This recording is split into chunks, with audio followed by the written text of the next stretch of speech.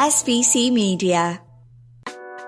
Welcome to the iGaming Daily Podcast, analysing the news from the betting and gaming industry all over the globe, supported by Optimove, the #1 CRM marketing solution for the iGaming market. In the post-PASPA era, we've seen major betting scandals across the MLB, NFL, and NCAA, but none come close to the story of Jontay Porter, the now former Toronto Raptor, who has been permanently banned from the NBA for violations related to sports betting. On today's episode of iGaming Daily, we'll break down what Porter did, how the league responded, and what this means for the sports betting and basketball industries going forward. iGaming Daily is presented by Optimove, the #1 CRM marketing solution for the iGaming market. 56% of the EGR Power 50 personalized player experiences with Optimove. Just a reminder, we are still doing the special offer where Optimove will give new clients a first free month when they sign up with Optimove. You can find the link to that in the description below. I'm Jessica Welman, editor of SBC Americas, joined by my colleagues on the Insider Sport team, Ted Orme-Claye and Callum Williams. Guys, this is a little trippy for me. I'm so used to Charlie that having more than one person is a lot, but having two of you is going to be fun for me, but also a bit of a change up. So welcome to the pod. To dive in, I would love to hear, how much do either of you follow the NBA? I think Callum's the man to start with for this one. I think I'm better off going first. No, I've been a fan of the NBA for the past 4 years now. It started in COVID with the Jordan documentary. And yeah, just been watching it ever since. Favourite teams. Do you have a team or do you just follow everybody? No, my team's the Golden State Warriors. It's a pretty solid pick. Yeah. Ted, I take it you are not a basketball person. Not massively, no. I think US sports in general, I tend to pay more attention the closer we get towards the end of the seasons, and just like when we're seeing sort of winners become on top, and when it gets a bit more fiery, I guess. But I've got a lot of appreciation for all the sports, but yeah, I'd say I tend to follow the European ones a lot more. I'll be honest, if you listen to this pod, you will know that I love college basketball. I don't think there's a better sport. I do not watch the NBA. I don't get into it at all. I will, like you, as the season goes on, my allegiance just goes to whichever team has the most University of Kentucky alumni on it.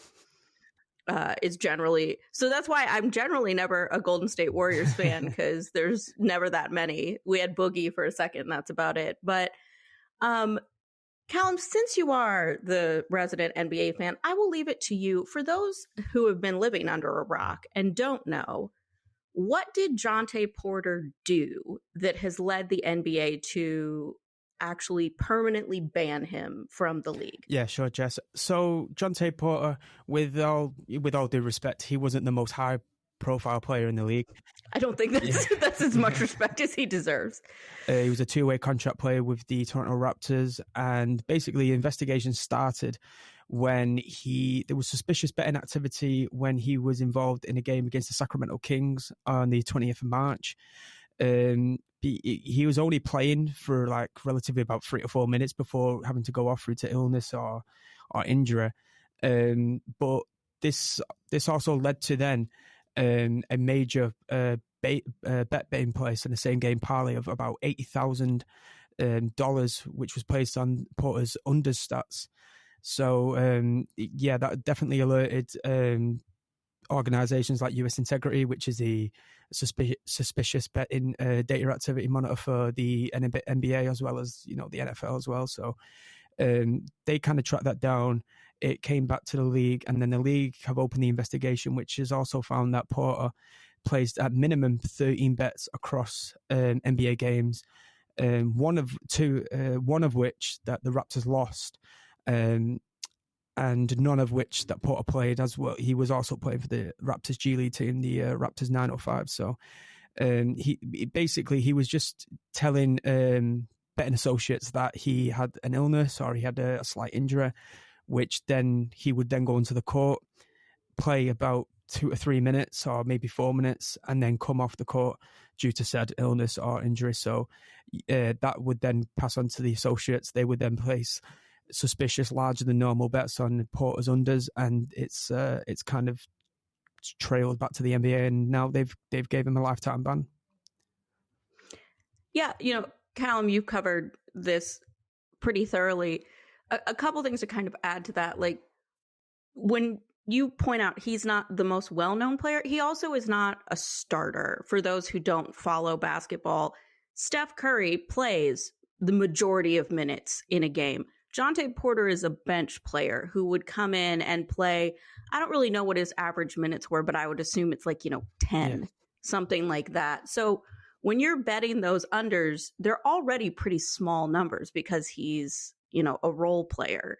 The 80,000 would have, well, it did hit and then they got caught. Had they not gotten caught, would have paid out $1.1 million,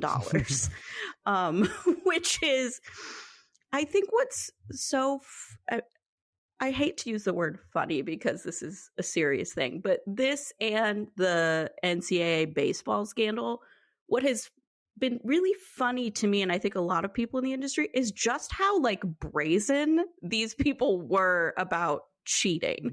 So, Callum, when you saw that this guy who, I know of his brother. I never knew of Jontay Porter, other than his brother Michael Porter. His brother Michael Porter is a little bit more famous. Were you surprised, that this guy thought he could get away with it? Are you just surprised at the boldness of the scam? Yeah. Well, it's he's opened himself up really clearly, because if you're placing that amount of money on, say, Jontay Porter, who, like we said, is not he's a bench player at the end of the day, it's just going to cause betting operators to look into it, because there's, with the player props, I'm sure you know, just like a lot of bettors are going to put bets on Steph Curry's, on your LeBron James's, the parlays, all that type of stuff. So I don't think there's going to be many people out there other than the betting associate who place that bet, placing bets on Jontay Porter. So yeah, it's definitely he just opened himself up at the end of the day, and I think the regulators and the suspicious betting data partners just caught onto it too quick, and yeah, he's been received his ban now, and a lifetime ban. That's a bit up in the air, because I think if a Steph Curry or a LeBron James did this, then I don't think we're looking at a lifetime ban. But yeah, because he's a lesser known player, then they kind of had to throw the book at him, right? I will say, Pete Rose was a pretty famous baseball player and manager at the time that he was thrown out. I think when you have somebody who is manipulating the game, essentially, I'd be curious to litmus test this if we caught one of them doing it, but I'm inclined to, I would hope that they get banned. Ted, you don't follow basketball. Reading up on it, did even you kind of process this is a really bad version of cheating? You're not even trying to hide it, right? Well, I think you summed it up just best with the word brazen. It was, the boldness of this was pretty crazy. Obviously, so when I first saw the story come out, there were two things that's kind of stuck out at me at first. The first one of those is kind of what we've covered. It was the thought in my head of who's Jontay Porter. I know, like I said, I don't follow basketball a lot, but I recognise the big names, like we've mentioned, Steph Curry, LeBron James, obviously the big sort of international stars and so on. And there's a few others whose names I would see and go, yeah, I've heard about them. I thought, firstly, never heard of this guy before. And secondly, in fact, the bigger thing that stood out was the sheer amount of money they were putting on him. So, $80,000, that's a huge bet. And I know, there's quite a few people out there who like to have a big punt on things, but that's still, if that's making me, if I'm looking at that and thinking, well, I'd think twice about that, then the betting data people, the betting integrity people at US Integrity and so on, as well as the traders at the bookmakers themselves, they're going to look at that, and that's going to be setting off alarm bells, surely, to have an $80,000 bet put on for someone who, like we said, is usually a substitute who doesn't play particularly long, to leave after a few minutes. It's that is something that's going to catch attention. So it was very brazen of them to think they could pull that off. Yeah, to point out too, like, not everybody gets approved for an $80,000 3-leg same game parlay on the same player. You know, a big discussion in the US from professional bettors is how they get limited, especially when betting unders. I don't know if you guys know this, but like typically here in the US, at least, you're betting, the average fan bets the over, you know, like you're not anti-sweating. As Callum pointed out, you're a Steph Curry fan, you're a LeBron James fan, you think it's their birthday, so they're going to go off tonight or something like that. So it tends to be overs that people bet. And so, yeah, this was a VIP for sure. You know, this is not something like you don't auto input this into the app and the computer approves it, like a human checked off on this. So, if you look around the NBA media space and the American media space, it is nothing but op-eds that regulated sports betting proliferating in the United States kind of invited this to happen, and that, you know, we are reaping what we've sown. Ted, you know, you covered a whole range of markets that have regulated sports betting for a long time. Do you think what happened and the fact that he got caught, is it this condemnation of sports betting, or is it kind of a testament that when you bring it out into the light, people catch it? I think it's a combination of both. I know that's not really the definitive answer we'll want, but obviously, yeah, the condemnation side of it is that betting's visibility in the US has skyrocketed since 2018, and a lot of that is because of the association with sports, like the various bookmaker partnerships we see between the NBA itself as a league, as well as various franchises all have multiple betting partners. So I think it's the visibility of it that people will have more of the issue with this. It's something that's often got talked about in the UK and mentioned by reform advocates over here. Of, you know, we're discouraging players from betting using these sites, and yet we're also plastering them all over the sport. So I think it's the visibility of it that I think is probably more of a cause for concern for people. But on the other hand, as you say, the testament to it is the fact that if the industry wasn't as regulated as it is now in the US and didn't have the extensive use of data and, you know, official integrity and partnerships and the leagues, the bookmakers and US integrity and other stakeholders all working quite closely together to spot these sort of things, then, as we said, it never would have got spotted. And if you think about betting, since before PASPA, betting has always been going on in the US. It's just in the states where it wasn't allowed, it was going on underground. So the argument you could make is, if betting wasn't regulated the way it was, he could have done this with an illicit bookmaker, got his friends to put on, you know, this $80,000 bets with some underground bookmaker, and that never would have got spotted because there's no sort of official oversight. There'd be no data collecting. There's no one keeping an eye on that. So I suppose that's the real testament to it, is, as you said, the fact that it got spotted. Yeah, I mean, I think you can kind of look at the Shohei Ohtani interpreter case as an example. Like, that was happening in the illegal market. And this is a dude who bet like the combined handle of South Dakota, Kansas, and Maine. You know, it's like he wagered like $325 million. So if it takes somebody getting that deep into it for the authorities like the Department of Justice or the feds to get involved, you're right that, like, you know, they certainly weren't going to notice if it was like a small potatoes, somebody just being like a more competent cheater, you know, who is just like, maybe I'll miss a free throw and make it look like an accident, versus like going in for 90 seconds being like, my tummy hurts, do you mind if I come out? You know, that's certainly a big part of it too. What I will say, it's been an interesting debate on social media. I do think, and I'm curious to hear your guys' thoughts on it, because you're not in the US market and you've seen what the UK does. The fact that there are even lines on these players that are bench players who are the 11th, 12th man in, and that you can make same game parlays and bet builders out of them. That's not really been the case in the UK, right? It's not been something that these lines used to just not be available, right? Yeah, I mean, obviously we have our equivalent, obviously, to the same game parlay over here is the bet builder, as you said. With that you tend to find on that, as you'd expect, the usual sort of goal scorers, amount of goals scored. If I'm just using football as an example here, the number of yellow cards or red cards issued, things like that. You might get stuff like, the closest I think we'll get to this scenario is you might have players on there, like player to get given a yellow card, player to get given a red card.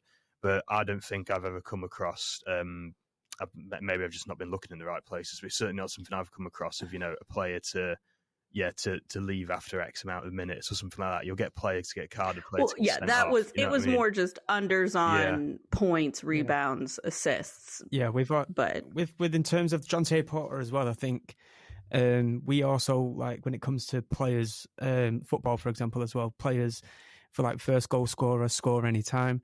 It's always the most likely to score. So, for example, Manchester City, Erling Haaland, Kevin De Bruyne, etc. You're very rarely going to see a player who's on the bench regular as a player prop, for instance. So it's not really too common for relatively unknown players to have bet player props available to them in the UK. I think a lot of the time bookmakers or the trading teams will look at it and think this isn't even worth our time to create odds on. Yeah. Or, it just seems too bizarre. Or maybe sometimes they are thinking this is just inviting potential sort of illicit activity, certainly in the lower levels of the English football system. Again, if we just stay on football. That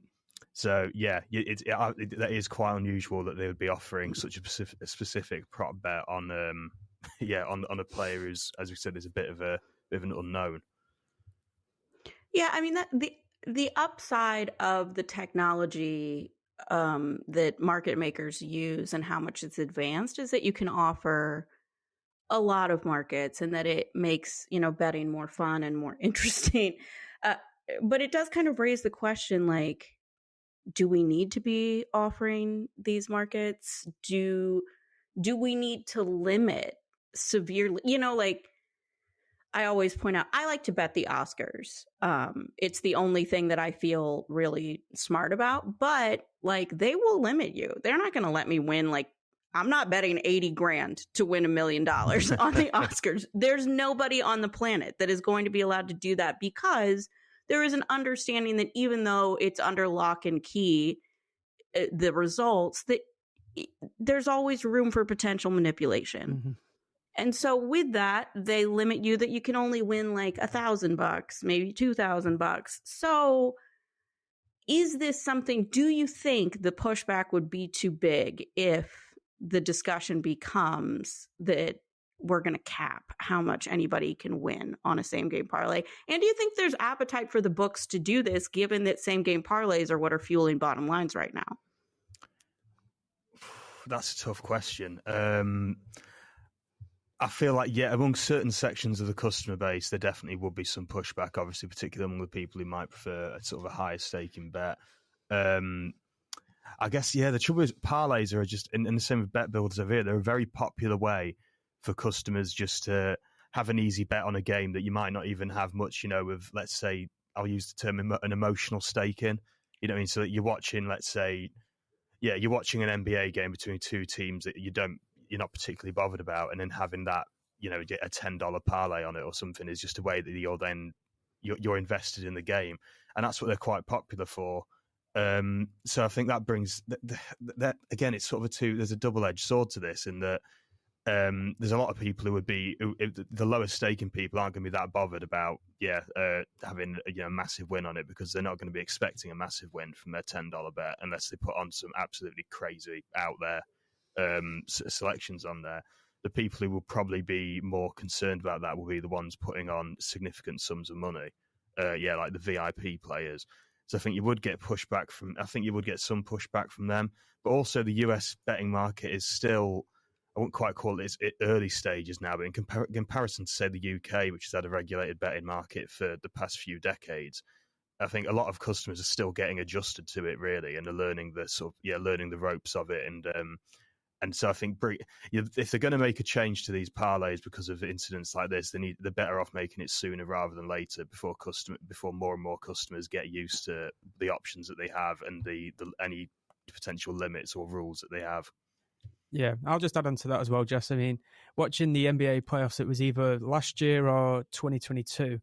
There was this boom in sports betting advertisement, and I vividly remember on Twitter and the social media sites like that, there was a lot of pushback to that. There was a lot of pushback on why we're seeing so many sports betting adverts, because we get them over in the UK because we have the US feed sometimes, and even I was seeing it as well. And it's like, this is interesting, because it was kind of almost like three in a row at one point. So I think also with the operators as well, maybe they slow down the marketing of the player prop bets and the parlays. Maybe that's a solution. But in terms of when it comes to the punter or the better, I think it's such a popular betting option. So I can't see the better slowing down that process anytime soon. Yeah, I mean, I don't think operators are going, even if this does put a mar on the industry and it's a bad look, I don't think they're going to do anything to jeopardize. I would think the NBA same game parlay market's pretty big.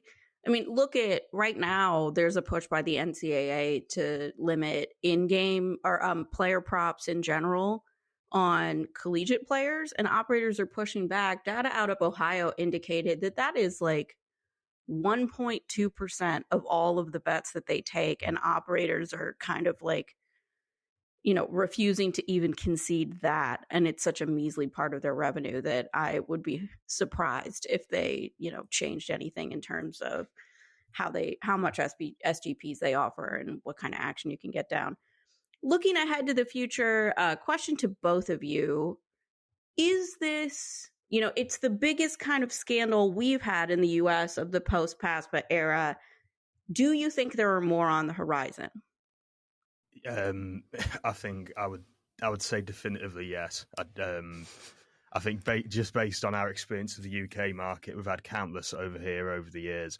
For some reason, the past couple of years, I don't know if you've noticed, there seems to have been a lot more in recent years, including involving a lot more recently. Some quite high profile, maybe not necessarily high profile, but players in the Premier League and so on, which usually you tend to find these sort of incidents further down the league system, because that's where players are making less money and they might be more inclined or more influenced by sort of bad actors. Obviously, the big one we've had over here lately has been the Ivan Toney incident with Brentford. So I'd say, based on our experience over here and in other sort of longer established markets, I'd say there will be, I think there will be some on the horizon. I think something that a lot of stakeholders and regulators in the US are probably going to be looking out for in the future is anything to do with, we've talked about college athletics. I think a lot of it might be to do with that. I think is that partly because I know there's been some concerns about bookmakers allowing people to bet on college athletics, hasn't it? I believe, Jess, I may have got that wrong. So I'd say just overall, I think some more stuff will come.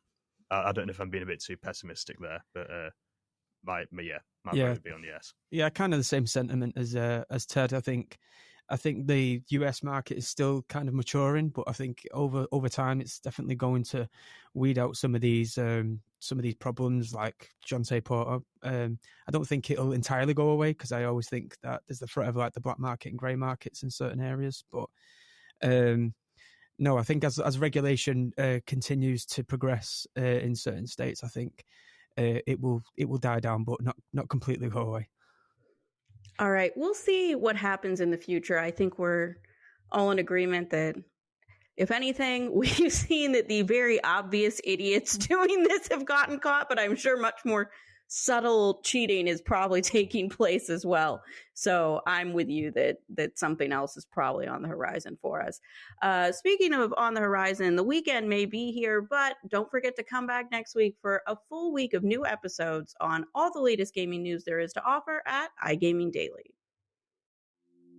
Thank you for listening to today's iGaming Daily podcast, supported by Optimove, the #1 CRM marketing solution for the iGaming market.